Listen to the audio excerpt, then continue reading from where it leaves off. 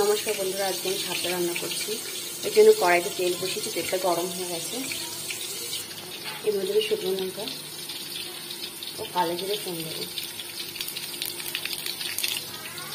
এবার শাপলাটাকে ছেড়ে দেবো। শাপলাটাকে আগের থেকে ধুয়ে ভালো করে দিয়ে জল ঝরিয়ে নিয়েছি।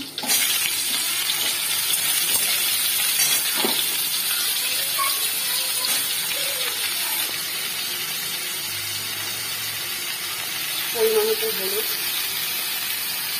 ও লবণ দিয়ে দেবো।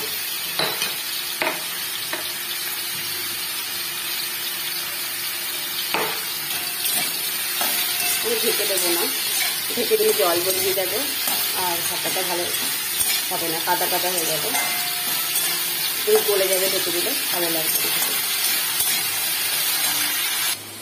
মিক্সিং বলে লঙ্কা আর সর্ষে পেস্ট করে নেব।